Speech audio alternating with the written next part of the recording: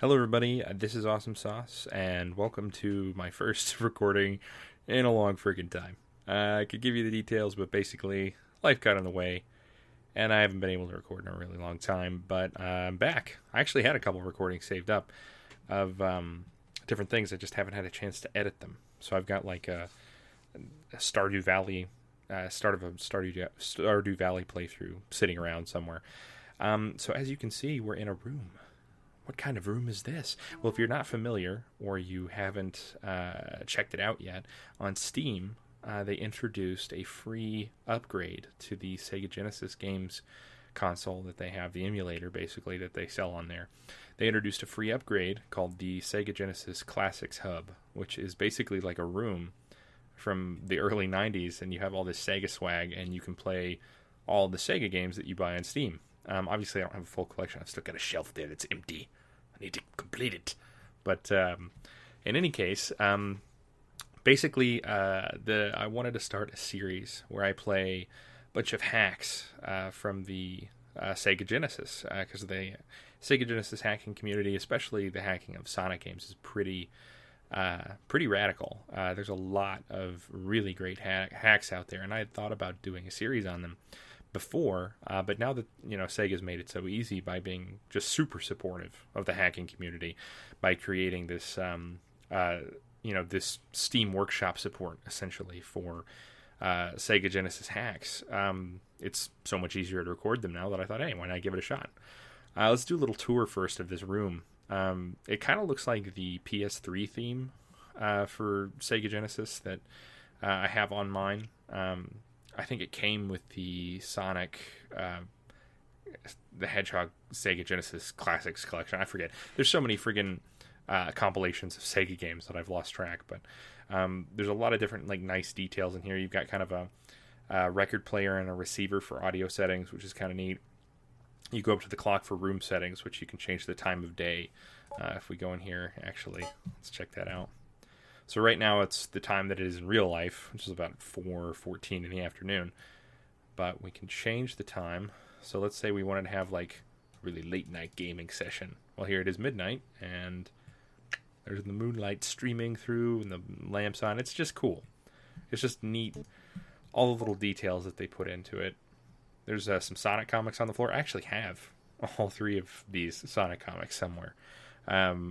And then they've got like a yo-yo in the background, which was a huge 90s thing. If you were around in the 90s, like yo-yos were a big deal.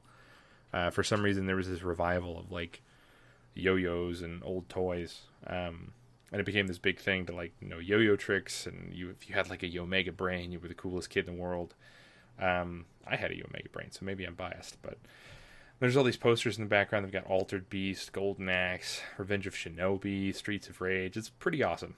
The whole thing's pretty neat. And you have a lot of control over it. It's basically like a really nice deluxe skin for an emulator, essentially.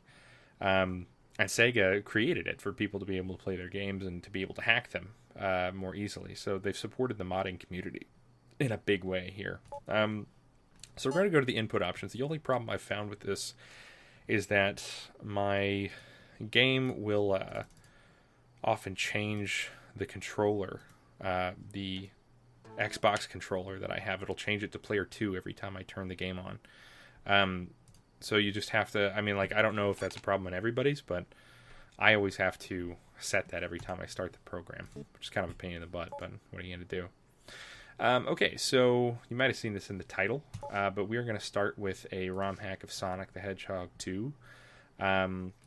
Not Big's Fishing Derby, although I might do that. If you guys put it in the comments, I might check it out. I'm going to do a ROM hack of Sonic 2, Sonic 3 Edition. So a little background on this hack, and I'll put the name of the modder up here, and I'll put a link in the description to the Steam page where you can get the mod. Sonic 2, Sonic 3 Edition, it seems like it'd be pretty simple. It's the Sonic 3 engine, but the Sonic 2 levels. So they've sort of taken Sonic 2 and filtered it through Sonic 3. They say it's an assembly hack. Now, I would say it's a little more complex than that. And it's really cool. So you even see it go into the controller, into the console, and then it goes full screen. You can actually play it with the TV in the background if your screen at home's big enough for that. This also is listed on Sonic Retro, which basically is the hub for all Sonic ROM hacks. If you want to, get a Sonic ROM hack, it's there. Okay. So, like I said, I think it's a little more complex than just a simple, it's a little more complex than just taking Sonic 2 and basically changing the sprites and some of the physics.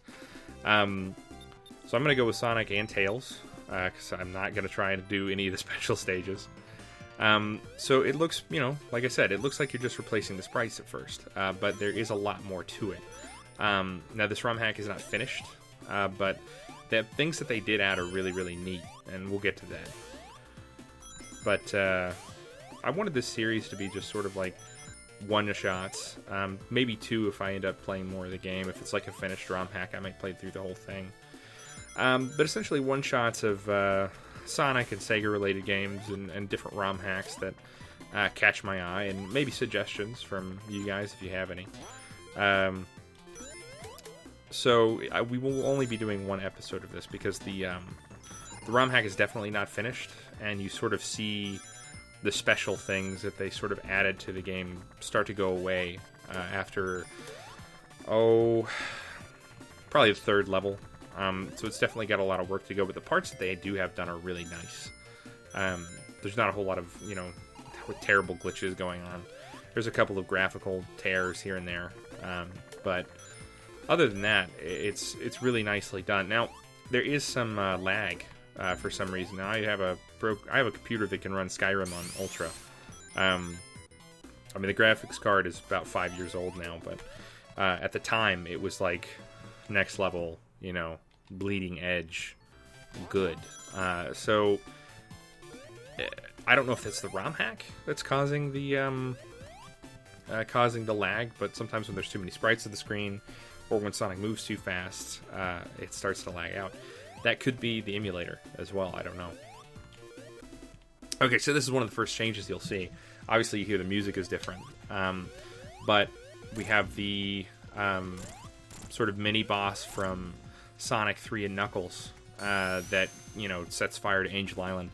And then you've got a swinging ball of death here. Obviously a reference to Sonic 1, except you've only got one platform and the ball is spiked. Now, part of this is, just a necessity because the sprites for Sonic 1 aren't in Sonic 3. So the ball has to be spiked because they're basically taking the spiky balls from Marble Zone, right? But I think it kind of shows them trying to sort of flesh out the game by taking those cool innovations that they had in Sonic 3 and Knuckles, like the cutscenes and the sort of depths of story, which there wasn't much. I mean, Sonic doesn't have much of a story. You run fast and you beat the bad guy. But they tried to add sort of a minor storyline to the games, and they sort of took that, the hackers, and added that into Sonic 2. So what I think is cool, and I know I'm like talking for a billion years here, I'll see how long I keep this thing up. But basically, to me, it's like, okay, well, in Sonic 1, he tried out this same boss. But now we're seeing Robotnik kind of like say, okay, let's make it more difficult, right? And that's the end of Act 1. Let's make it a little more difficult. Let's take away one of the platforms. Let's make the ball a spiky ball rather than a regular ball. And you know what? To collect this data, I'm just going to send my robot out. I'm not going to do it myself. At least that's what I would like read into it. But that's how I always played those kinds of games when I was a kid. I would always like infer a lot more than was on the screen, which is kind of what you have to do with a lot of these older games. You have to have, your imagination sort of fill in the blanks, which I think is neat. I think that's like a good feature of retro games.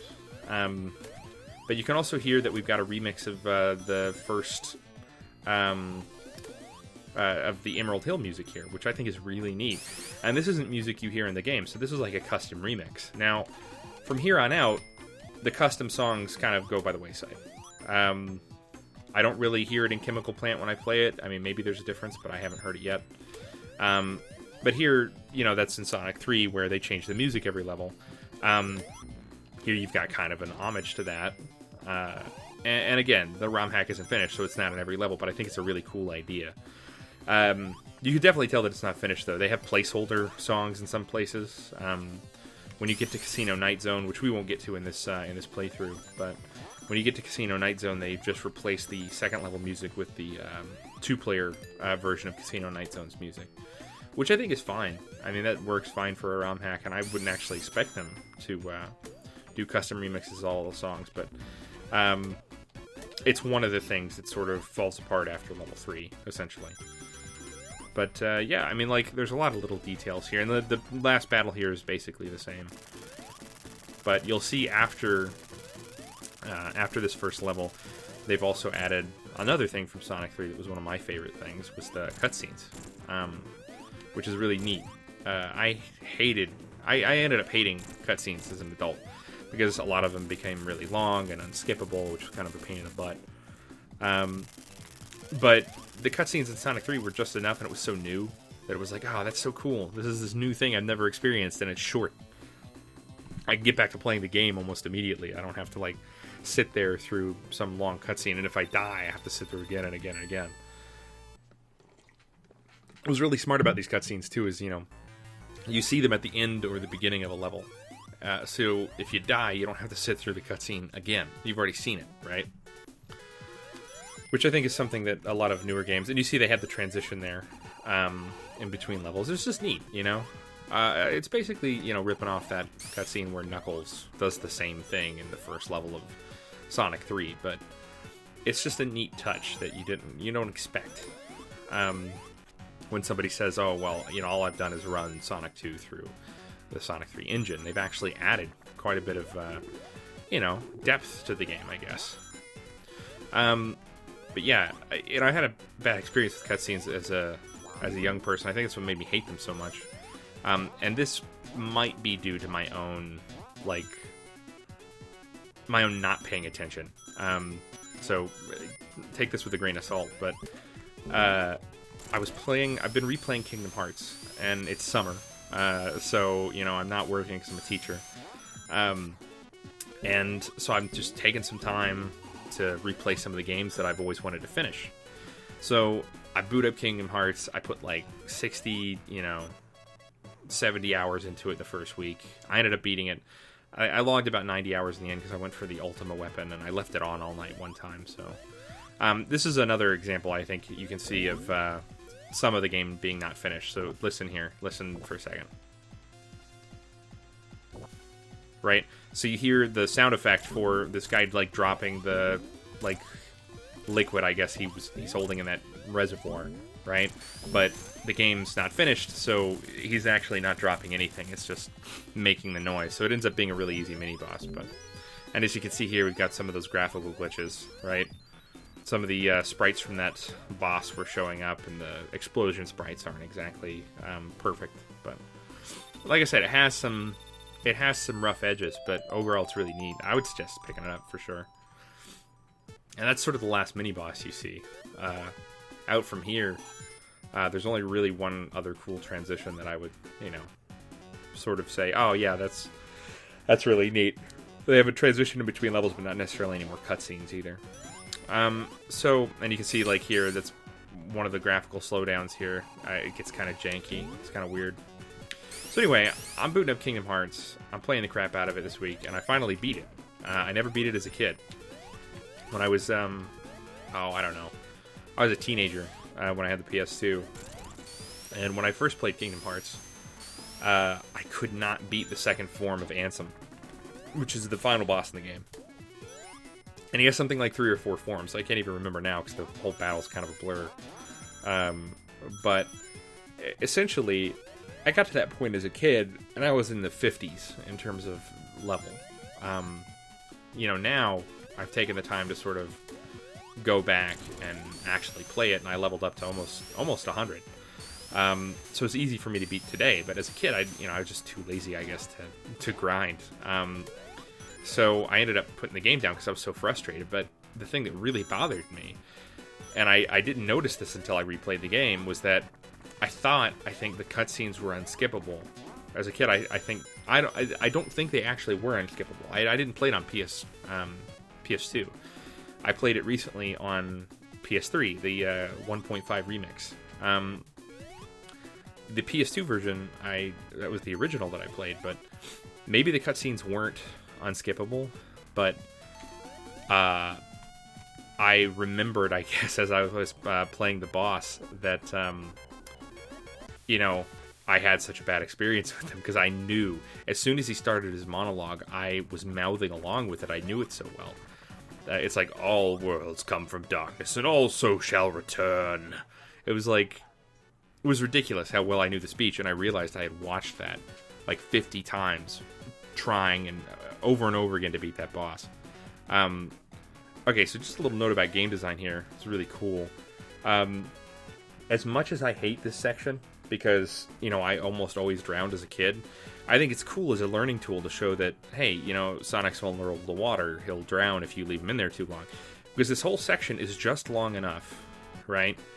If you take your time and just jump at a really slow pace, it's just long enough that you're going to start to drown as soon as you get near the top. You'll have about 5 seconds left.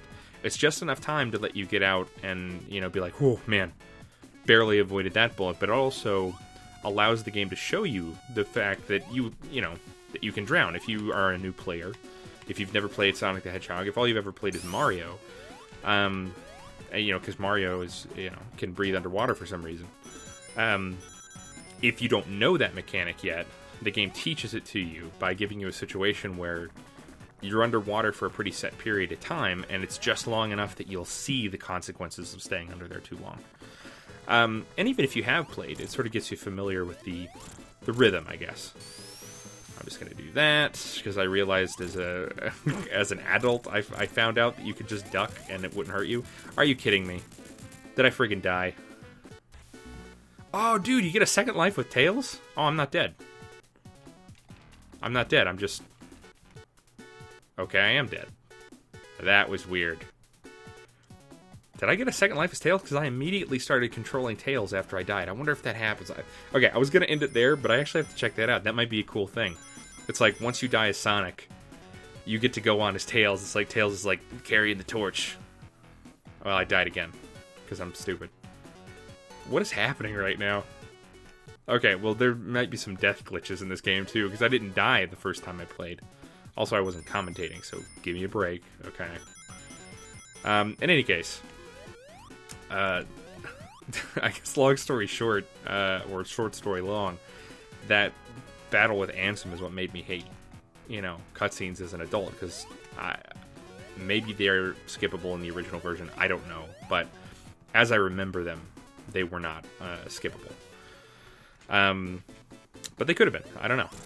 Okay, so I'm gonna fall through here and see if, like, Tails continues on without me. Alright, does Tails come back, or... He doesn't fly back on? No, I'm just alive down here. I'm jumping around. That's weird. I can still hear Tails. This is strange. Okay, well, we're gonna end it like this. I'm down there and I'm drowning. Alright, guys. Well, thanks for watching. I guess I'm gonna die now. If there's a ROM hack you'd like to see, put it in the comments. See you later.